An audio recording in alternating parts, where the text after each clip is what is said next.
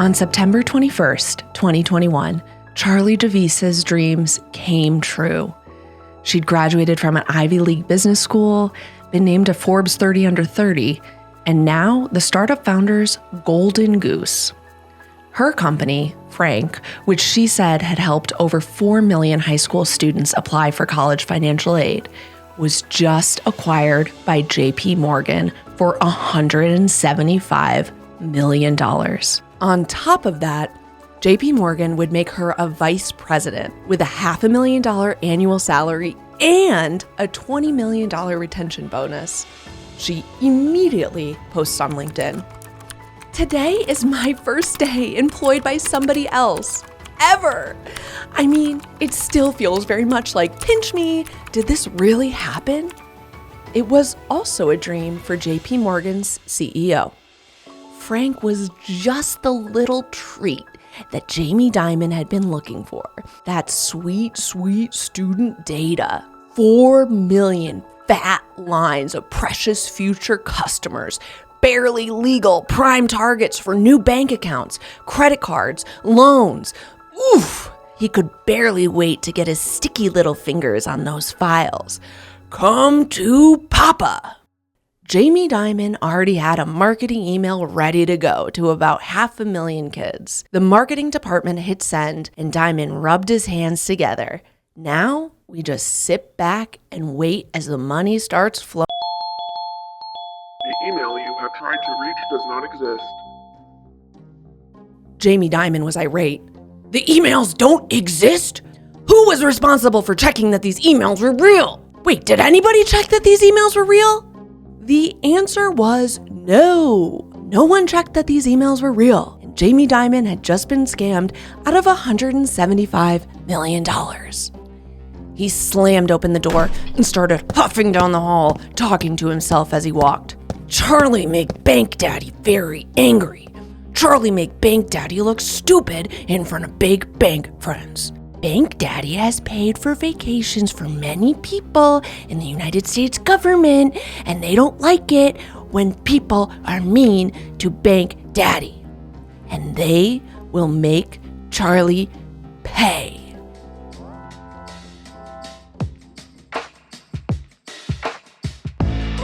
This is the Corporate Gossip Podcast. Charlie Javice and the Frank fraud. Barely legal. Speed. Welcome back to the Corporate Gossip Podcast. I'm your host, CPA scorned Becca Platsky. I'm here with my brother and my co-host, Reformed data analytics playboy Adam Platsky. And steamy, hot off the presses, we're talking about the trial of Charlie Javice and her former company called Frank. You might be following along with this trial, or maybe this is the first time you've heard of it, or maybe you've been listening to the Patreon, where I have been reporting on my experiences in the courtroom.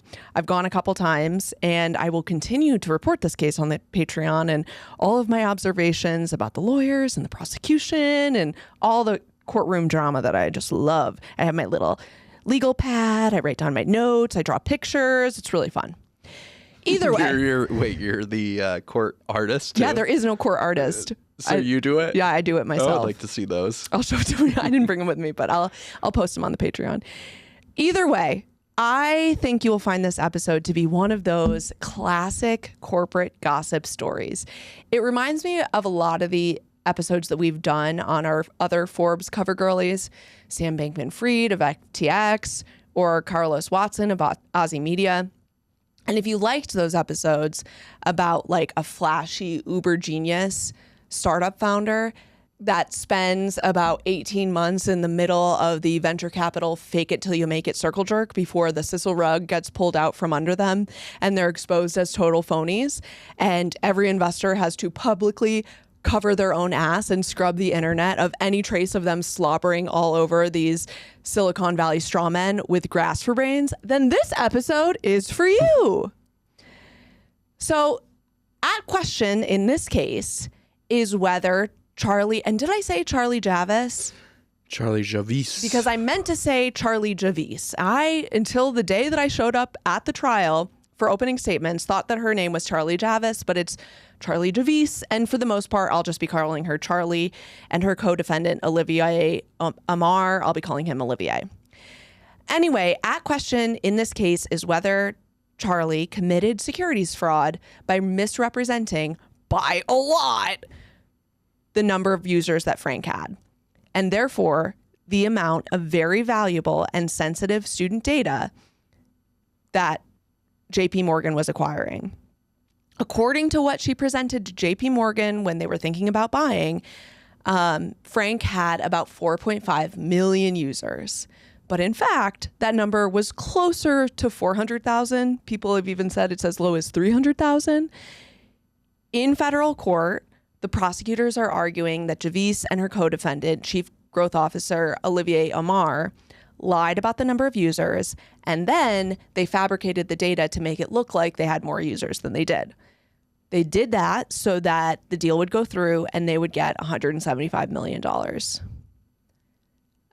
Here is one of those pitch decks that she had presented to JP Morgan, talking about Frank's strategic value.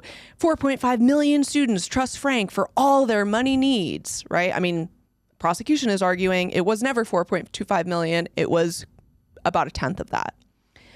So her Forbes cover girlies peers, Sam Bankman-Fried and Carlos Watson, are currently serving prison sentences of 25 and 10 years, respectively. By the way, right before we recorded this, I saw, I guess, an interview with Tucker Carlson did with Sam Bankman-Fried, where he said that P. Diddy, who's at the same prison as him. They share a commissary? Well, he said that he's being very nice to him. Oh, that's so kind. Anyway, we don't know yet the fate of Frank's Charlie Javice. And until the jury returns a verdict, we will make our own judgments. So once you finish this episode, let us know. Gossipers, do you think that Charlie is guilty of securities fraud? Or is it JP Morgan CEO, Jamie Dimon, who should be on trial for being Ambien level Parker Posey comatose during the due diligence and ignoring huge, massive, waving red flags that would have poked him in his stupid face if he was paying attention? I want to explain what this company was and who Charlie is. This acquisition and the fallout, the reason that Charlie is in court today, according to their pitch deck, Frank was a company that helped high school students with the free application for federal student aid, or FAFSA. That is a government program in the United States that provides financial support to kids going to college. Adam, do you remember using FAFSA? No. Why? Why? Because Dad did it for me. Okay. I don't think he did it for me, but I have a memory of doing it.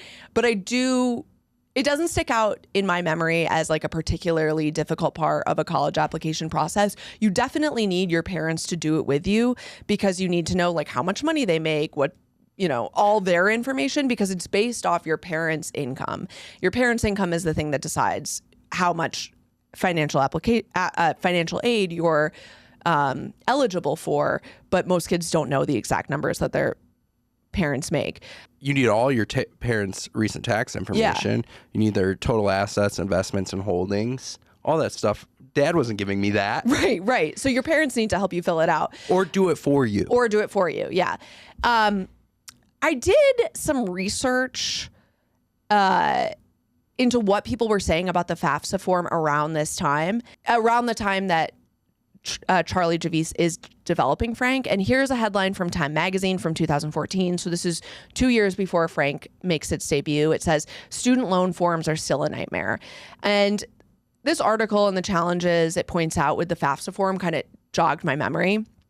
Adam and I went to public high school, and it wasn't a particularly well-to-do high school, but it did have, and do you remember this, a pretty well-staffed college prep office. Yeah, College Connection. College Connection. It was like right in the middle of school. And there was these two women who worked there, and they would like sit right next to you and help you fill out college applications, and they'd help you fill out your FAFSA.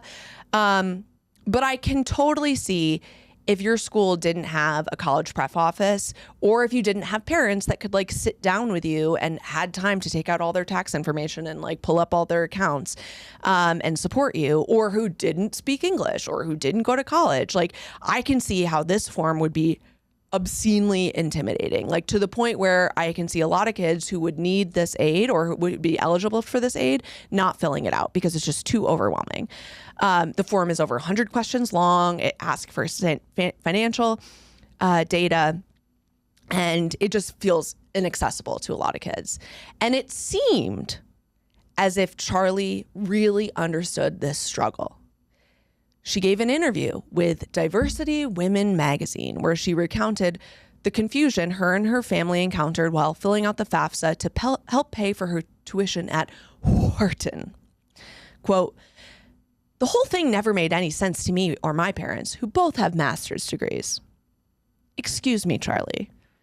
Your dad worked on Wall Street for 35 years, 11 of that at Goldman Sachs and Merrill Lynch.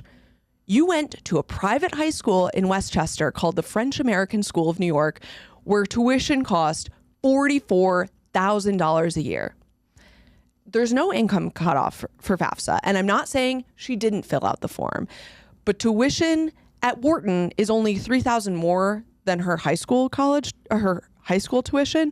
So I can't imagine her parents are like pinching every penny for her to get in. And in another interview, she says that when her family appealed for more aid, the process would take an entire semester to settle with Wharton. And after everything had come out about Charlie, the New York Times actually followed up on that claim that she had made. And someone from Penn said it would be, quote, highly unusual for an appeal to take an entire semester. So what are we learning here? We have somebody who, we can't make assumptions here, but I can kind of find patterns. And what I'm seeing is somebody who's identified a problem and has made herself the poster child of that problem. I think it's highly unlikely that she encountered difficulty with these forms herself because she had the resources. According to what I saw online for the French American School, they hold one-on-one meetings with their students weekly to help with their college applications and forms. And it's also possible that she didn't qualify for a lot of financial aid. You know, maybe she'd qualify for merit-based aid. Clearly, she was an overachiever. But I didn't see anything in her interviews where she referenced that. And listen, like, I don't think it's the most terrible thing in the world. I understand you're pitching this idea, and it's way more compelling for you to say, this is a problem that I am facing personally, and that's why I want to solve it. But it's less compelling to say, I'm a rich person and I saw a lot of pavos really struggling with this and I want to help them. Let's come up with a more realistic quote for Charlie Javice on for Frank. So mine is, it was really difficult to fill out the FAFSA forms. My dad's Van Winkle whiskey got all over the forms. Add on to that his collection of Cohibas, which made them smell. I could barely mail them in myself. I had to have the butler go out and find the mailbox. I didn't even know those things existed. But that's not quite as compelling. Do you know what I mean? Oh, you don't think it's as sexy as here, you. My parents wouldn't think about filling out a FAFSA, but let me help you poor people get into college, idiots. I have another pitch. One problem that I'm having as a rich kid is all these poor kids complaining about financial aid. One thing that would make my life better is if they shut the fuck up about it. So I made this tool to help them. You know what? You know what's really sad is when I'm in Westchester and I'm hanging out in like more middle class neighborhoods, they're all talking about FAFSA and it makes me feel left out. So I really wanted to fill out a FAFSA form. So I went to my dad's headquarters at Merrill Lynch and printed it out. So I went down to Greenwich. I went to the Greenwich Public Library and parked my G-Wagon in the spot. In the handicapped aisle. No, in the spot that's been donated to my father. Oh my God. One thing we're going to learn about Charlie throughout this is she is basically the female Carlos Watson. Do you remember the personality traits that we talked about with Carlos? He's very engaging. You want to hang out with him. He went to Harvard. He gives you the vibe of like, I'm smart and I know what I'm doing. And in addition to that, just like Carlos, according to people who know Charlie, she tends to lie or embellish whenever it fits her needs. Here's a couple of examples. She tells these investors, I did the market research. I sat with 1,000 Bronx high school students over 5 months. I built software to replicate my guidance in filling out the forms. She goes, we took the 108 FAFSA questions and transformed them into a shorter, student-friendly workflow that reduced errors and sped up completion. While a FAFSA can take hours to complete, Frank's application reduced the average time to just over 4 minutes. Just by making it easier to understand and complete, we started to see some of the barriers that prevent students from getting aid tumble down. Okay, she filled out 1,000 FAFSA forms. She made a brand new workflow. I hope she's an expert in FAFSA, right? Like 1,000 forms, you should know every single thing about all of those questions. Wrong. In 2017, a year after Frank launches, she writes an op-ed in the New York Times with the headline, The 8 Most Confusing Things About FAFSA, in which she tried to demystify the FAFSA process. The article was published, and immediately upon publication, subscribers start pointing out errors in what she had said. In the end, the Times had to post a 2-paragraph correction. That's a huge amount of correction. It's I have the correction here. An incomplete description of the criteria needed to be considered an independent student. It's not the case. It includes outdated information about a question in the FAFSA form. The article misstates details of a question about household size, like all of these different things. This was a very short op-ed, and she got 2 paragraphs of shit wrong in it.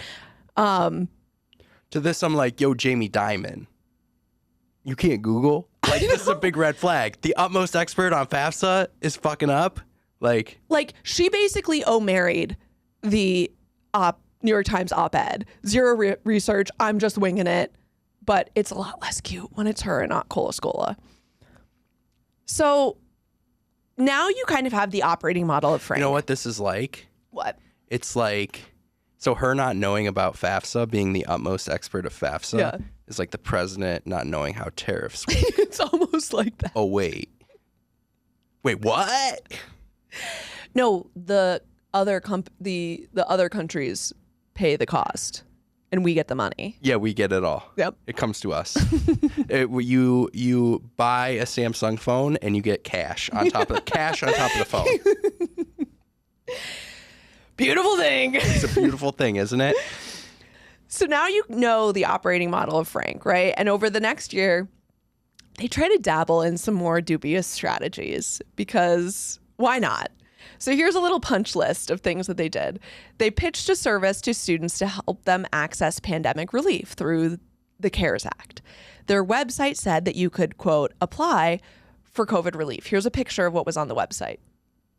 But instead, it was just a type form, like a Google form, you know, that site type form, a type form that students could fill out.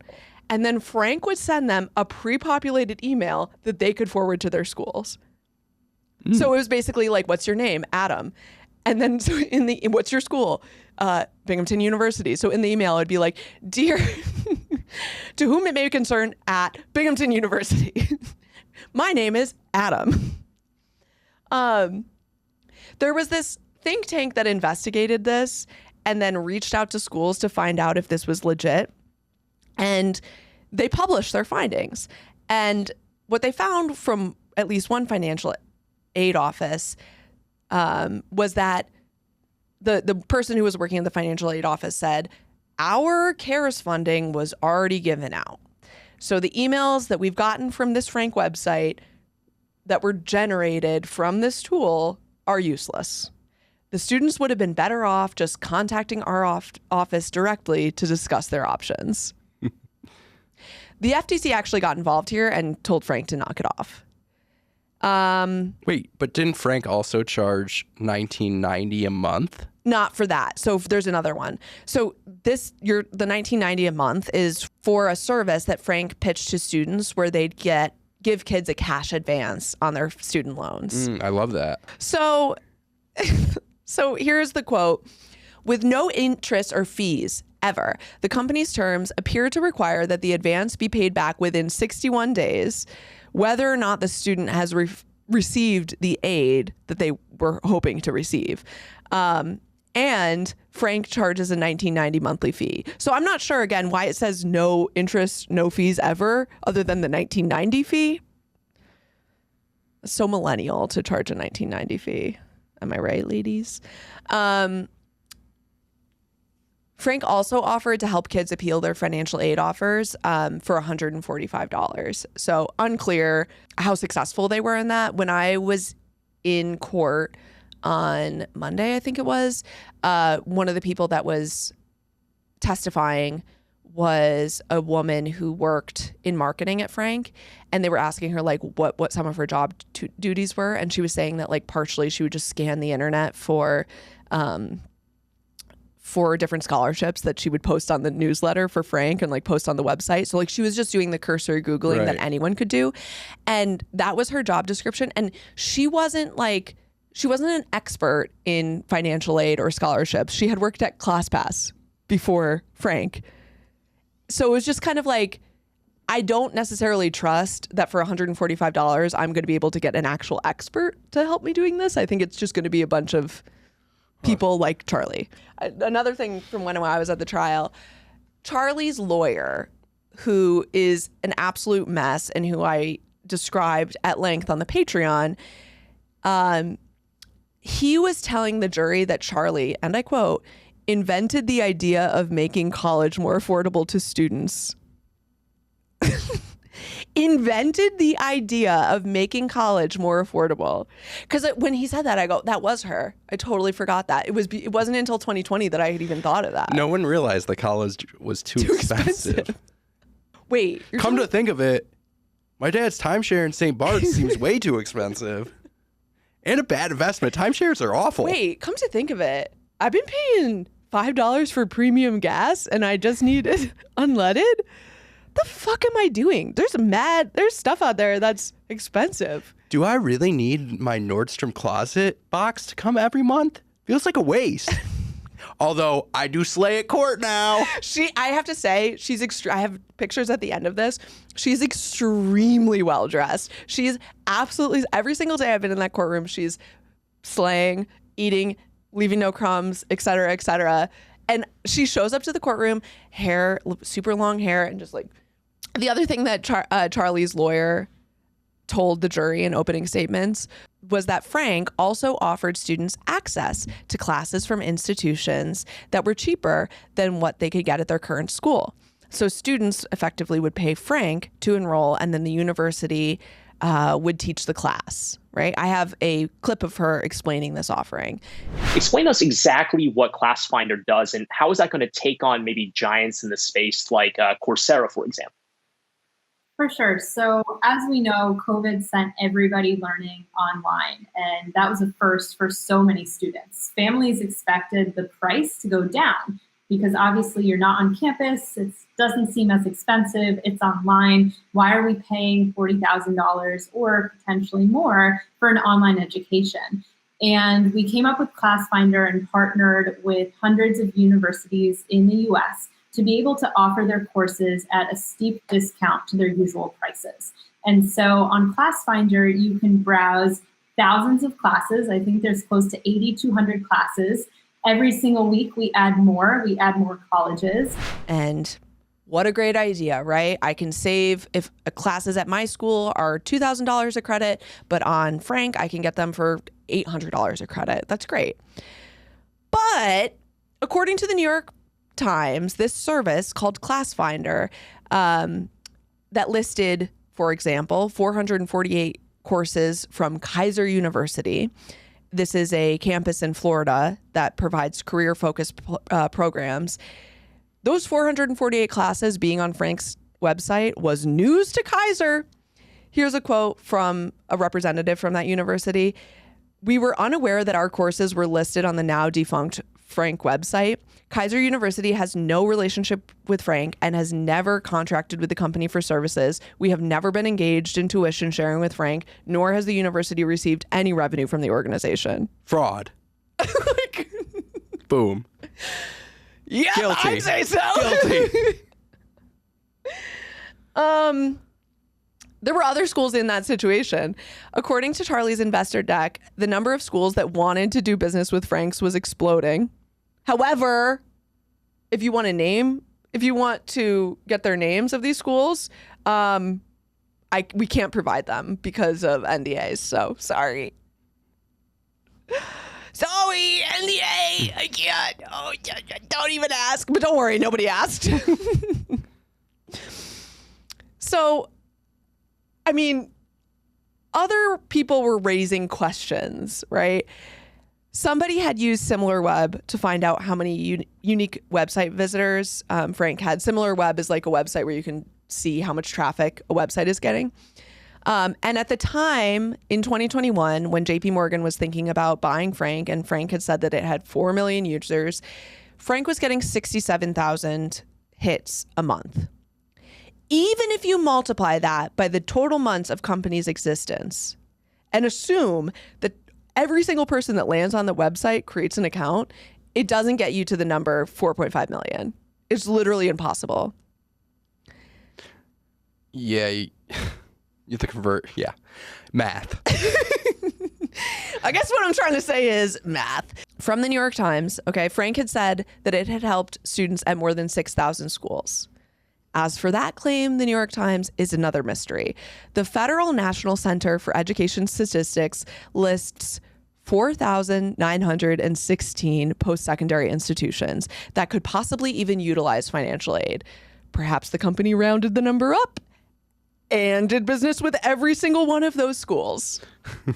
At more than. More than. Why wouldn't you just say like 5,800? Or 5,000, or just Thousands. A number. Why don't you just say we've done business with a number of schools? That number is 0. We can't say because we we actually can't say because we have an NDA. Yeah, sorry. I can't tell you anything. Oh my God. There were also interviews that Charlie gave in 2021, the year of the acquisition, that JP Morgan could have Googled, where she said that she had helped 300,000 students file a FAFSA, not 4 million. I guess 3.7 million of them had signed an NDA. Yeah, right. But at this point, Jamie Dimon's too worried about bringing people back to office. Yes. To do any due diligence. We need to get people back into the office. The economies are fucked. People need to be back in the office. He's saying, don't even think about signing a fucking petition. I will end you. Give me that petition. If you want to jerk off at lunch, you can do it in the office. Do what I do. So, even still, according to a JP Morgan executive that testified last week, Charlie told JP Morgan that in 2021, the same year she was telling some news articles that she had 300,000 accounts, that she was on track to hit 10 million users by the end of 2021. Wow. Again, math. Even if she had 4 million students so far, student accounts, if she wanted to get this, she told them this in September. If she wanted to get to 10 million, she'd have to have half of the 13 million students that apply to college every year use Frank. It's clear, though, that nobody had an understanding of the numbers. Yes. Because if somebody was like, okay, you're at 4 million now. Okay, you're going to be on track to hit 10 million this year. Wow. You're going to 150% that number? How? Yeah. Well, here's the thing. What kind of email marketing and e-commerce are you? What are you driving? Literally, let's apply that to Yeah. everything. Here's what I think happened. I think 2 things are at play here. First, Jamie Dimon and JP Morgan really want student data. They just do. And he said as much, right? Like, there is nothing more appealing to them than fresh, barely legal students who have never opened a bank account before, who have never had a credit card, who need loans, who need a car loan, who need a mortgage, like throughout their entire life. And they really want that data. They especially want the kids who need financial aid because they're going to be able to hit them with higher interest rates and more bullshit products. And so I think they were so eager that they were willing to overlook all of the bullshit on the chance that they could get 4.5 million student data. I love how you so eloquently compared Jamie Dimon to Joe Francis of Girls Gone Wild. Same idea, just different. Same idea. Same but different. So the other thing that I think is happening here is that not a single person on the JP Morgan due diligence team, I'm going to guess, has helped their kid with financial aid. I don't think that they were close enough to this product or the actual process or the pain point that she's solving to have any like critical thought and be like, the math isn't mathing. It doesn't really make sense. She's not able to answer questions about FAFSA. From what I understand, this isn't adding up. And because they didn't have access to that, they just assumed she said she worked with 1,000 kids at the Bronx. 1,000 kids at the Bronx. She must know what she's doing. I've never even been to the Bronx. Yeah, that's like the Bronx. She would go up to the Bronx. Yeah. Oh, she must be serious. She's from Westchester and she went to the Bronx. Yeah. Wow, that's work ethic. Seriously, genuinely. They're like, I don't go above 72nd Street. Yeah. So I think those are the two things at play, and one of the two things that made them extremely stupid about this. I want to touch on just a couple more stories of Charlie just being like sketchy. Charlie just Charlieing. Charlie biting your finger. She's just being, I made a Charlie bit my finger joke later. Oh, got it. So she said that she was offered a Peter Thiel fellowship, but turned it down. And famously, if you don't know, this Peter Thiel fucking fellowship is where he says, don't go to college. I'll pay you $100,000 to start a business. But in my opinion, is actually just a way to like get young kids to become right-wing psychopaths, but whatever. Apparently, she wasn't ever offered a Peter Thiel fellowship. And according to the selection committee, they were actually very turned off by her behavior throughout the interview process. At the time, she had founded this company called, sorry, I just need to swallow my vomit, Power Up,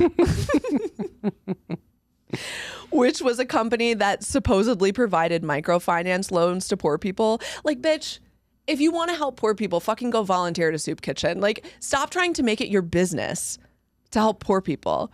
Can I just, I wasn't going to add this to the outline, but I actually want to use this. So this is a Tumblr post. When she was doing Power Up, she posted this October 15th, 2012, words from our founder, Charlie Javice. And this will give you an idea of who she is. So she goes, I spent the summer of 2008 at an orphanage in Thailand teaching English to refugees. There, I was both amazed and appalled at how little some people are able to survive, as well as their determination to do so. I realized I wanted to do something that combined my passion, drive, and creativity with other people's commitment to change lives all over the world. My brother and I only had to spend a single $1 each to buy a box of 50 donuts to hand out to the children we mentored. After hearing about the power of microfinance in a social studies class at school, I couldn't help but imagine how far $200 could go. Yes, it could buy some 5,000 donuts. She knows how to do math, okay? But it could also provide clean water, sustainable energy, accessible healthcare, or seed funding for a business idea that could help empower thousands of women, children, and families. I ask friends, families, scholars, and professionals to join forces and help me create Power Up. Boom. Dude. Did you say foreign aid? I thought you said payday loans. I mean, Bitcoin ATMs. I mean, pawn shops. I can't, like, she is Janae. She is Janae from Summer House High. She's walking around being like, you're disgusting, but I'm just the person to help you. So, okay. She says that she has founded this company called Power Up, but it's actually just a website. And the people that are running this fellowship application committee or interview committee seem to have figured that out. that it's just a website. There's nothing actually going on. And one of the interviewers says, I can't remember the details, but it just had this do good surface. But underneath, it was basically like Westerners donating money to poor people in the developing world. So I remember I gave Charlie a book as a going away gift that was about how foreign aid had never lifted any developing world country out of poverty. Apparently she was like, this book is stupid. And then was also, according to some of the interviewers, was trying to be more of a friend to the interviewer committee than an applicant. So like when they would go out to dinner, she would just be very like, oh, I get it. Yeah. Like trying to hang out with the teachers and being like, oh, like, who do you think you're going to pick for the application other than me? You know, she was denied the fellowship. Right. And later she would say that she denied them. And she sent this email to them and she said, I'd love, thanks for the response. I'd love to get a chance to get feedback on my application and interviews. And on the flip side, give you my thoughts about the process and fellowship before asking for information on who best to Skype with in the next couple weeks. I wonder if Charlie Javice is the girl we discussed, the lacrosse player from the Jewel episode that we discussed. Like, Earl, like, I think she's what she came up to be, right? Yeah, I think that narc. It's just like a gross level of entitlement. But I think her parents probably put her up to this. Like, you know Maybe. what would be really good, honey? You should go and ask for feedback. Let's teach you a life lesson here. You didn't get something? Go ask for feedback. How can you do it better? They also want your opinion. Yeah. They want to know about you and what your experience is. You're just as important to them as they are to you. But in the context, maybe what her parents don't realize is that she was being an annoying little shit the whole time of the interview process. And so maybe if somebody was more humble or gracious or, thoughtful, then I'm sure somebody would have responded to that email and said, oh my God, I'd love to give you feedback. But in this case, they left her on red because they were like, no, we don't want to fucking talk to you anymore. You're annoying as shit and you're exaggerating about the things that you do. And I think it's just a level of entitlement. Now, I will say, the question is, are we being harder on her because she's a girl? I would say no, because I personally am just as hard as little shits who happen to be men who do the same thing as her. But I will acknowledge the fact that for the most part, a lot of men her age are able to get away with this kind of behavior. And it's not seen as annoying as it is when she does it, for what it's worth. Yeah, I mean, I go equally as hard on her and as Jamie Dimon and Martin Shkreli. And Yeah, no, Emery. we do. But I'm just saying, I want to acknowledge the fact that that perhaps people were harder on her than they would have been for a guy in that same situation. Anyway, according to prosecutors, in addition to Frank just being a giant unsuccessful phishing mechanism for student data, Frank also never made a profit. But despite all of that, despite the fact that there were FTC complaints and the discussions online about how sketchy and how the math didn't add up, and despite the fact that Charlie couldn't provide any proof of the users she had, or any of the schools that wanted to work with her, or that there were even as many schools that existed as she said she helped, or that she was even an expert in the very service that she was providing. She couldn't even prove that. Despite all that, Jamie Dimon goes, "Do dilly dong and never heard of it. I'll take it. $175 million. Give me it." That was a direct quote. That was him, yeah. Yeah, that was I remember that when he was on Kramer. Yeah. Charlie and her team got their payday. She was made vice president. She got $20 million retention bonus. And she types on LinkedIn, "Today is my first day being employed by somebody else ever." I mean, like, it feels still very much like, pinch me. Did this really happen? It's also crazy. It's like, what do you mean? Your first day employed by somebody else ever. So you never had a job in high school. You never had a job in college. And now you're going to be vice president at JP Morgan? Do you know how to write an email? Dude, she could have been better served working at Primo's while she was at Penn. You know what I'm saying? Yeah. Making hoagies. I think so. Yeah. I mean, here's what I want to know. How many people that worked at Primo's are now in federal court? None. And now are in federal detention? Yeah. Yeah, and I bet she wishes she had those skills right now, looking at the time. So Ready for corporate gossip number 2? Yes. We have there's only a couple pieces of corporate gossip, but they're really thick and juicy. So, speaking of primos, corporate gossip number 2 is Jamie Dimon opens his dime bag and realizes it's actually just arugula. So a few months after JP Morgan closes the deal, the marketing team picks a sampling 400,000 emails from Frank's supposed 4 million email list. And of the emails sent to the sample, 28% of the emails were confirmed delivered to an operational email address, or 72% bounced, and 1.1% were opened. That's suspicious. That's weird. I'm no due diligence expert here, but I do fancy myself a data analytics playboy. Reformed. Yeah. Look at the ring. And before I'm going to fork over $175 million, by the way, $175 million per $4.5 million. Yeah, it's like that's a lot of money per. I think it's like $5 an email or something. That's crazy. Or wait, hang on. We got to do a little math. Anyway, what they should have done is taken, I don't know, a sample size of, let's say, 10,000. $43 an email. $43 an email. Yeah. That's crazy.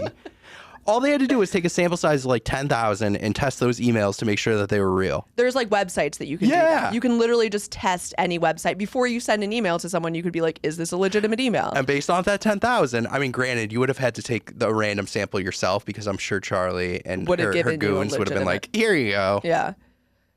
But like, there's something that could be done. There's like, a lot. There's forensic data scientists who can figure the shit out, who are not as sexy as me, but smarter, definitely.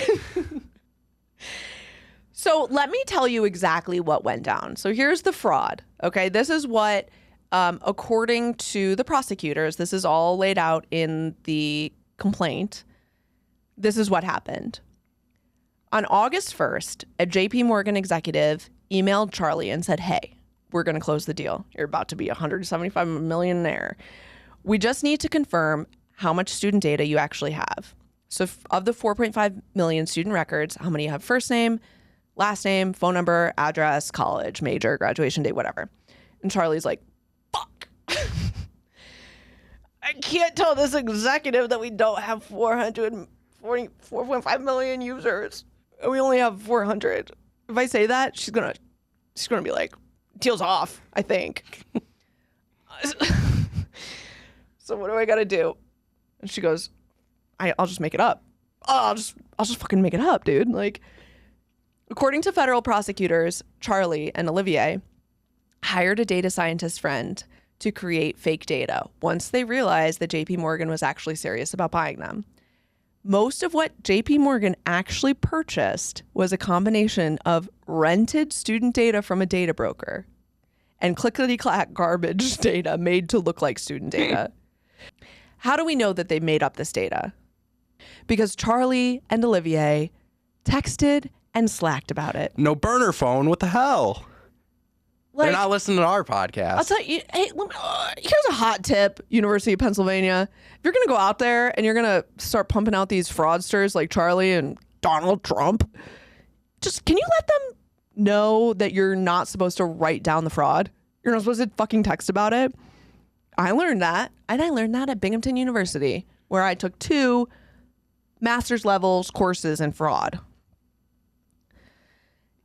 Anyway, so in terms of the fake data, she asks an engineer at Frank if he could make up fake accounts by sending him an email with the subject line dataset.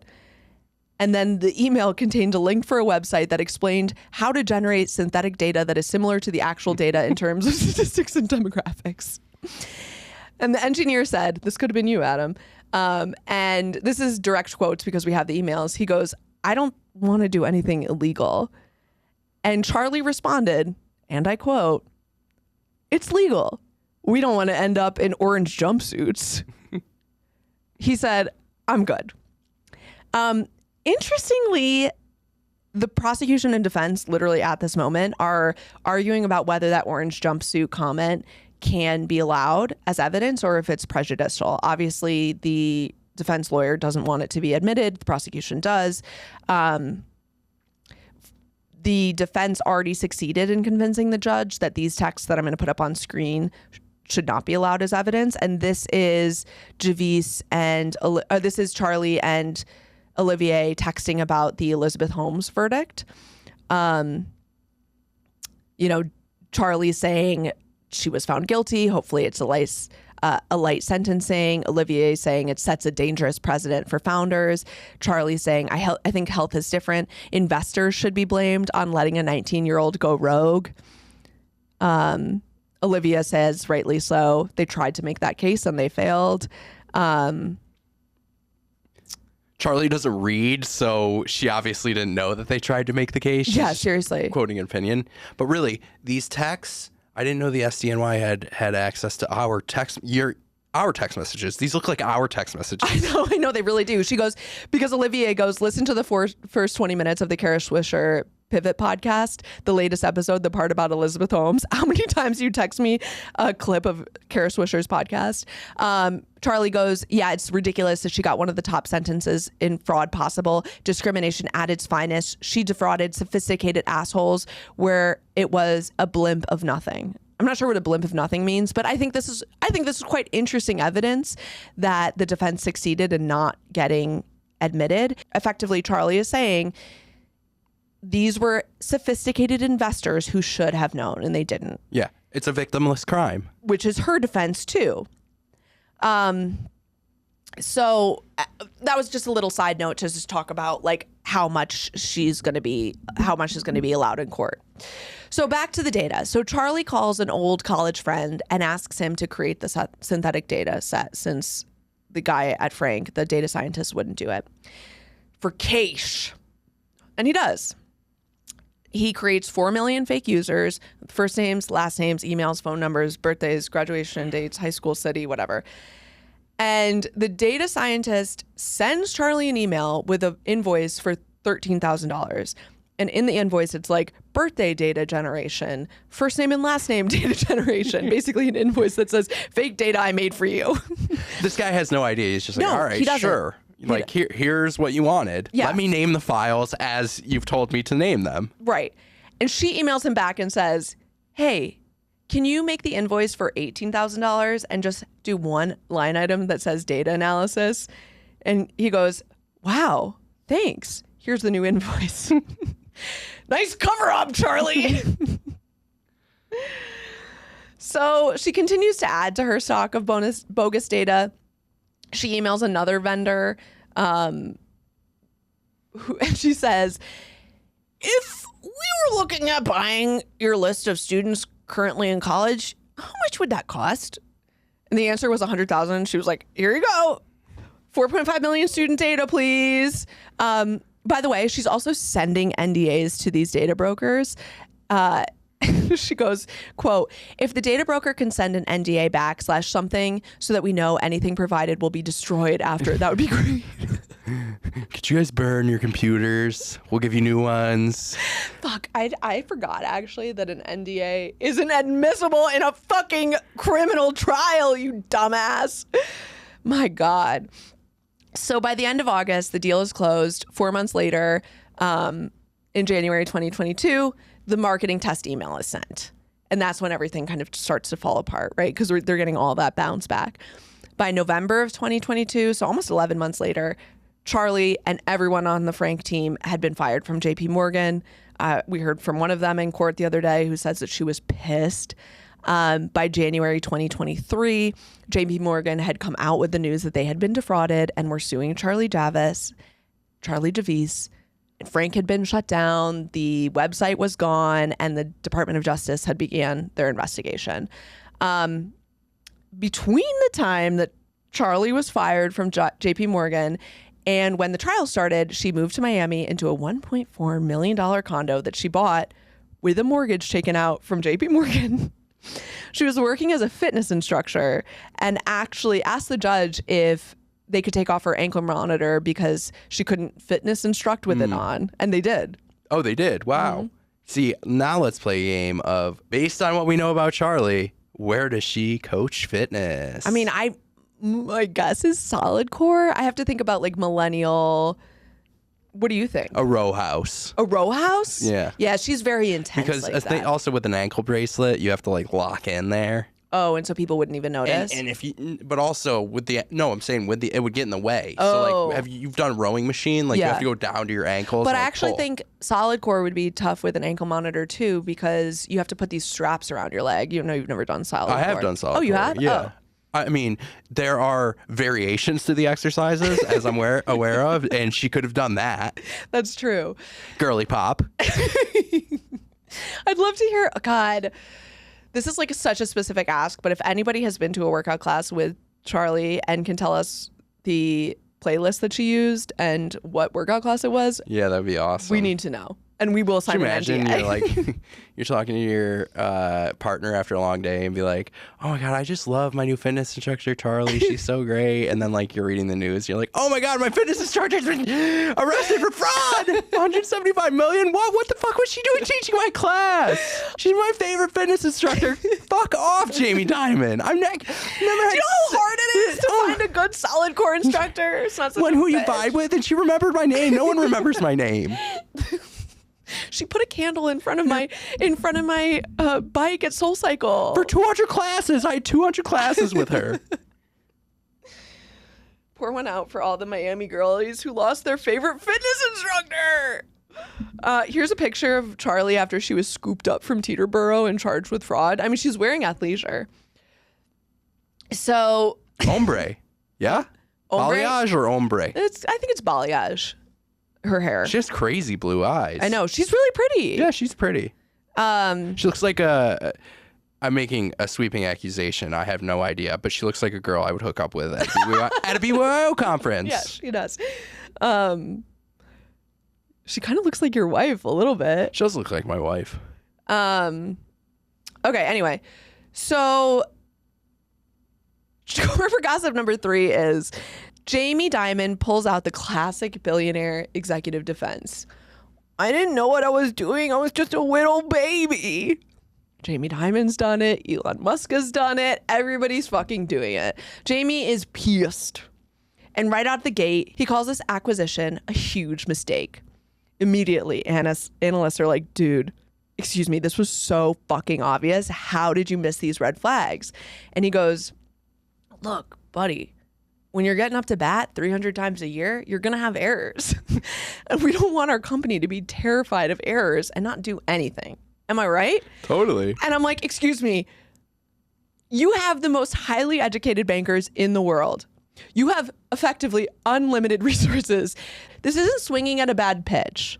This is getting up to the plate and hitting yourself in the nuts with your own bat repeatedly. The Wells Fargo analyst asked Dimon, I guess I'm wondering what this says for the financial discipline for the other deals that you have pursued this year. And remember, like, this deal was pretty small.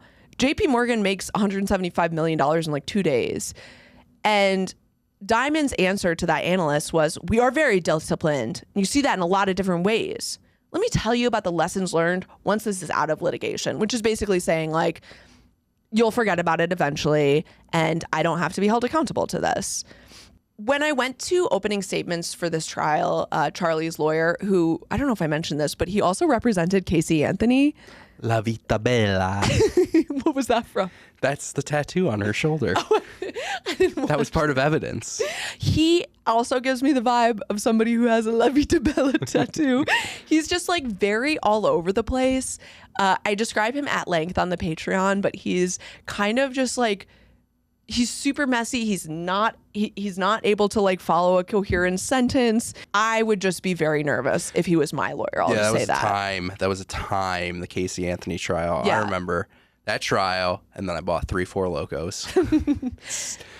So he tries to argue, and I agree, that JP Morgan should have known better. But the prosecution objected, saying that that was victim blaming. And when they said that, I was like, who, victim blaming? Who, are you trying to say JP Morgan is the fucking victim? And they also said that victim negligence is not a defense to fraud. And the judge agreed. The judge, by the way, I don't think I mentioned this, Alvin Hillerstein, is 91 years old. He was born, I know math is hard for people, He was born in 1933, which is the same year that the FM radio was invented. So it's important to keep in mind that this is a criminal case. The prosecution represents the people, not JP Morgan, right? Charlie broke the law, allegedly. And so in a criminal case, the prosecution represents like the laws of the state or the country. In the civil case, it's going to be where Charlie will be the defendant and the JP Morgan will be the plaintiff. However, the prosecution in opening arguments was able to say that JP Morgan trusted Charlie to represent her business accurately, which I say is fucking bullshit. I completely agree with the defense. There is evidence that JP Morgan knew at least a little bit, or I would say should have known more, that things were suspect. And I think it's a little weird that Judge Peepaw is seemingly blocking evidence that might support that. Yeah. Also, this whole argument seems off. Like, why would due diligence exist if everyone was trustworthy, being straight up? Like, that's a fundamental like the first thing you learn in business is there's always information asymmetry. Somebody knows more than you do. That's just like a fundamental thing in markets. Yeah. It's like they say in Survivor, information is currency in this game. Right. Jeff Probst says it all the time. And you have to have a level of professional skepticism in business. Again, I don't know what they're teaching in a fucking Harvard Business School, but at least where I went, when I got my degree in accounting, you learn about professional skepticism, especially when you're completing due diligence. Like you said, that's the fucking point of due diligence. It's like an abdication of fiduciary duty to your shareholders to just trust that the person that you're acquiring in their company is representing their business accurately. It's fucking vibes investing. And yes, Jamie, you should be held accountable and you should be embarrassed. And frankly, if I were the shareholders, I would sue the shit out of you. Also, this person has a record of incorrectly making statements, right? Like the New York Times, the Peter Thiel thing, right? This person is, I wouldn't say a liar, but has made misrepresentations of her business in the past, has a history of making misrepresentations of her business. For the person who dates Craig Conover next, if in 2 years that person says, I can't believe that Craig lied to me, wouldn't a little bit of that, wouldn't you say there's enough evidence that he is a liar and that you should have known that? Because it's out there for everybody to see. Just fucking Google Craig Conover lying. Like, I'm not, of course it's not. Yeah, I don't know. I don't know what to do here because on the one hand, she committed fraud, but on the other hand, you fucking should have known. Yeah, and really, it's small potatoes. Like, I think JP Morgan should just like chalk it up. Yeah. Like, really, it's quite frankly a waste of SDNY's time. That's exactly what I think. And what I'm saying is why I think this is in trial right now is that the United States government no likey when executives are embarrassed. The United States government is like executives' moms. And they'll go right into school and they'll stand up to the bully themselves. Even if it's embarrassing for the executive, they don't care, right? The United States government says, oh, poor little Jamie, did that 40-year-old girl trick you? Don't worry, we'll take care of her. Like, I'm not saying you shouldn't prosecute wire fraud, but I think it's fucking rich coming from somebody who leads one of the scammiest, slimiest organizations in the world with zero scruples to start crying and saying, Charlie bit me. Boom. Nice. I like that joke. That's a great joke. You're going to edit mine out from earlier, right? No, should I keep yours in just so people can vote which one they like better? Yeah. Okay. But alas, what is our government if not a tool for the wealthy and powerful? So USA versus Charlie Javice, hosted by Peepaw, is currently underway at the Manhattan Federal Courthouse. Here's some pictures. This bitch is slaying. She is not wearing We Wore What. I'll tell you that much. No, these are fashions. She's looking good. Ballet flats. Yeah, ballet flats. So she's wearing ballet flats with a really smart, like, cream colored pants and a crisp white Her shirt. skin is glowing Yes. too, and it looks like this picture was taken around summer. It was summer, and she's got a nice like pink cashmere sweater tied around her neck. I mean, she looks great. So yeah, she and Olivier are charged with securities fraud, wire fraud, bank fraud, and conspiracy. And those charges each carry a maximum sentence of 30 years in prison. One thing I didn't mention, I think, is that Olivier Amar is also in court with her. And so what the jury is going to have to do is decide whether they're both guilty, whether just Charlie's guilty. I would say this is like a 0% chance of happening, but whether just Olivier is guilty, and then they'll be sentenced separately. But their trial is happening concurrently, which I don't remember exactly if Olivier fought against this, but I would not want this trial. If I were Olivier, I wouldn't want to go to trial with Charlie. So since this has come out, everyone who used to just slobber all over Charlie has receded back into the bushes, including Michael Eisner, former Disney CEO, who we talked about in one of our first episodes on this podcast. He was on Frank's board during opening arguments. And this is just another thing. Charlie's lawyer was like, how could Charlie be a fraud if people like Michael Eisner thought she was good at business, right? Michael Eisner was on her board. And he has been on the board of a number of really big companies before. Like, what's one example right off the top of my head? WeWork. I was like, is that that's the one you're going to come up with? Like, I fucking hope that these jury members don't know anything about WeWork. But given the fact that WeWork was based in New York City, I have to imagine they've heard of something. Should have retired after Casey Anthony. My God. That was his goose. Ugh. Just sit and be a legal analyst. But didn't he lose the Casey Anthony? No, she was out of jail. She never got innocent. Oh, I guess I never watched that that what's it called? That trial? Peacock. No, I didn't watch the trial and I didn't watch the thing. So that's where we stand with the trial. When it started, the prosecution said it would take about 6 weeks. We are just finished our second week. Peepaw doesn't hold trial on Friday because this week he said that 5 days a week of work was too much for him. I gotta get my catheter put in. He has to do mixed doubles. So it's also unclear if Jamie Dimon will take the stand. I haven't seen one way or the other.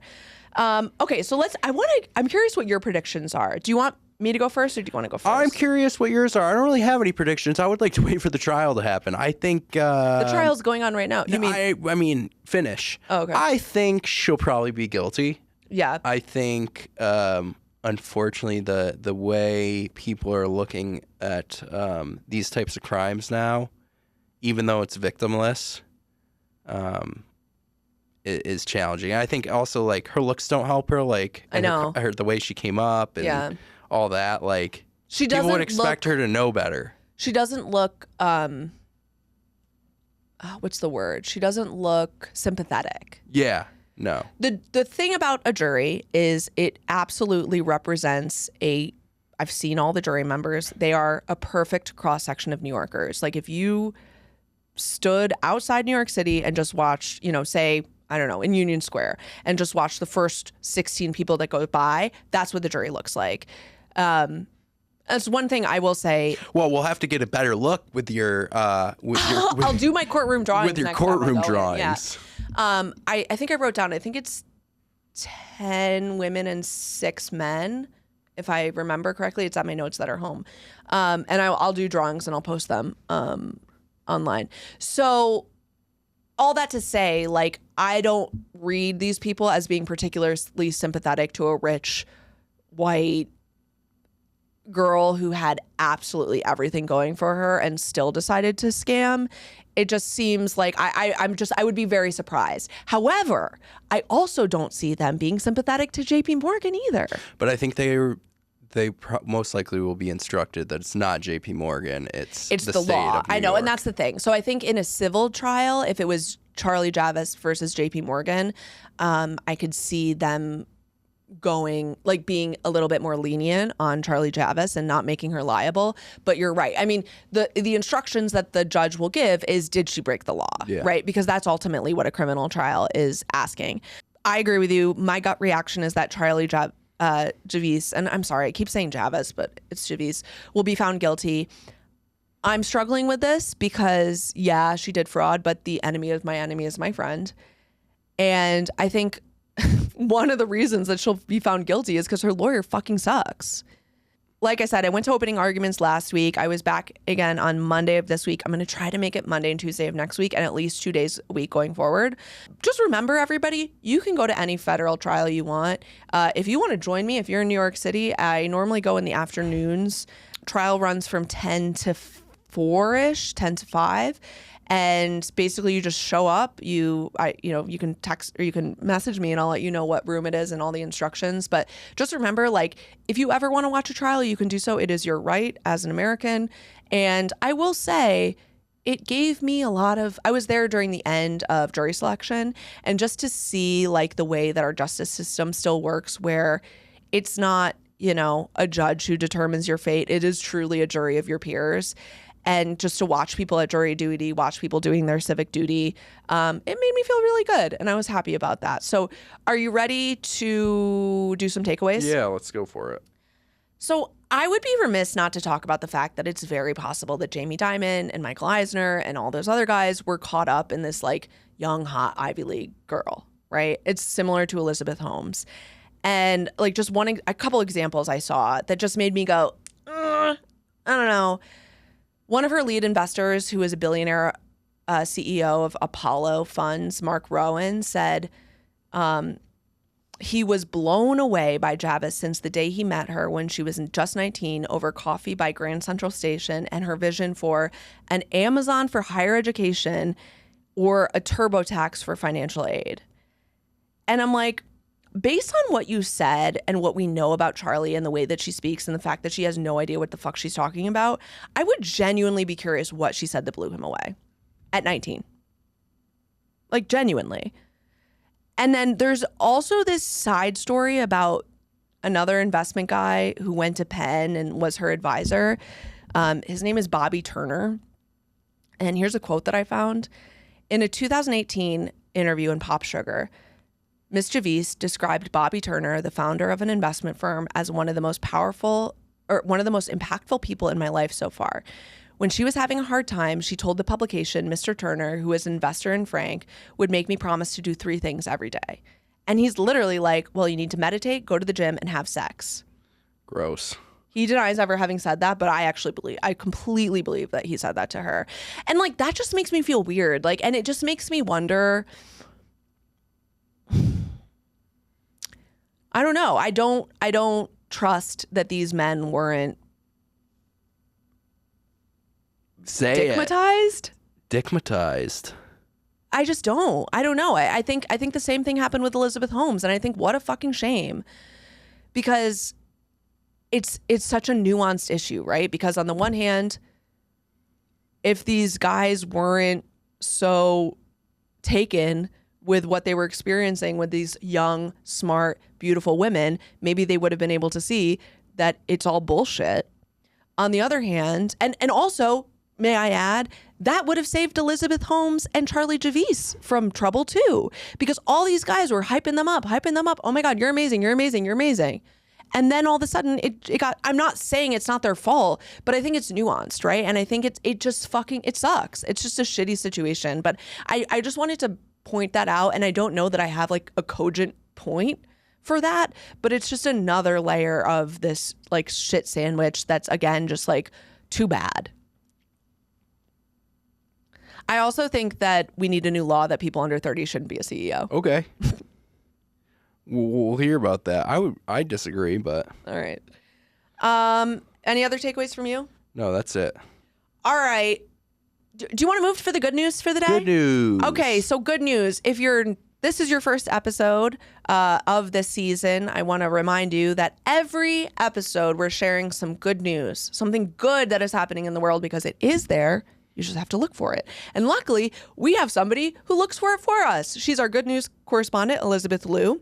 If you have an idea for a good news story, you can email Elizabeth. I put her Gmail in our show notes.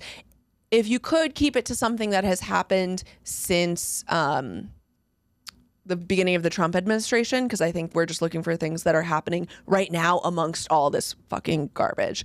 So let me share her report that she has sent us in. To start this research, she has posted this article. New group aims to help Justice Department employees alarmed by Trump. And she says, amidst all the bad news coming out of Washington, a group of former government employees are working to fight against DOJ and the new Trump administration. Justice Connection will guide remaining Justice Department employees on legal issues, whistleblowing, leaking to news media, aiding with digital and physical security, and finding jobs for former employees. The organization is led by Stacey Young and staffed with almost a dozen former DOJ employees. Young was a litigator with the DOJ for 18 years and served as president of the Department of Justice Gender Equality Network, which pushed for safe working conditions across the DOJ. She stepped down and shut down her role after intimidation from the Trump administration. She started Justice Connection shortly after resigning to support and protect the greatest guardrails against abuses of power within our country. Since the organization has formed, over 1,000 former federal prosecutors have pledged their support for current federal employees and their growing concern over the new administration's actions. Justice Connection is currently focused on building their organization and aiding those in the Department of Justice, but they hope to expand to other federal departments in the near future. Despite all the fear within the current news cycle, it's important to remember that there are people actively fighting to maintain our freedoms and government institutions. There are things you can do to get involved with your own communities, join protests, support your local businesses, be active in your local government. If you are interested in donating or learning more about Justice Connection, you can visit them at thejusticeconnection.org. Thank you, Elizabeth. I love that story. And it's so true. I mean, we just saw yesterday the State of the Union, and 2 days ago. Was that 2 days ago already? Mm-hmm. And only one person who was brave enough to get up there and put his body in between Trump and... Oh, you weren't a fan of the... I was a fan. He was brave. No, I'm talking about the signs. The little... Oh, I wasn't a fan of the signs. I wasn't a fan of the fucking placards. I wasn't a fan of the fucking pink vests. Go get arrested. Do something. Go get arrested, for real. Do something. You can afford lawyers. Come on, Congress people. When I saw that picture of them, all those women smiling in their little vests, and then I saw a little blurb from the New York Times that said that a bunch of people had shirts that were printed that said resist, and rather than getting kicked out by the sergeant at arms, they just left quietly. Could I say like uninspired? Uninspired, embarrassing, shameful. And then for last thing, and then for fucking David Brooks to say, well, the Democrats need to be polite and they need to have some level of intellectual superiority where they need to be able to follow the rules. I'm like, no, they fucking don't. Stop it. Stop it. You're embarrassing yourself. You're out of touch, and it's giving taxation without representation. I'm sorry. You do not represent me. Thank you to Al Green for standing up. Genuinely, and there are a lot more people where Al Green came from who are standing up for us. And I'll tell you what, senators, and I'll tell you what, congressmen, if you're too much of a pussy to stand up and fight for us, that's fine. I get it. You shouldn't have to be put in danger. Then step aside and make room for somebody else who will. That's the brave thing to do. And if you don't want to do that, then my guess is you're just in it for the fucking lobbying money. Who was that little weasel from the eBay episode? The CIA agent? What was his name? Oh, Bao. No, it was Bao. James Bao? Yeah. James Bao. Yeah, James Bao's got a great idea. You all should strip down naked and go streaking through the Capitol. We're going streaking through the Capitol. Come on, guys. Everybody's coming streaking through the Capitol. It's an old school reference. Anyway, thanks again, Elizabeth. Guys, we're here for you. Be gentle on yourself and tough on the systems. We'll get through this together. There's a lot to be optimistic about. Any final words from you? That's it. Thank you, guys. We'll see you next week on the Patreon. As you know, we're doing a Patreon. I'm putting regular reports out on the Charlie Javice trial, and then we're also doing bonus episodes. This is a completely indie podcast. We have no corporate sponsors. We have no advertising. We are only supported by you. that helps us stay uninfluenced, and it helps you not question whether what we're saying is because of a corporate donor. So do that if you want to. Otherwise, you can follow us on Instagram at Corporate Gossip Pod or on TikTok at Corporate Gossip Pod, although I just haven't been posting there as much, to be quite honest with you. Anyway, all right, we'll see you next week. Bye.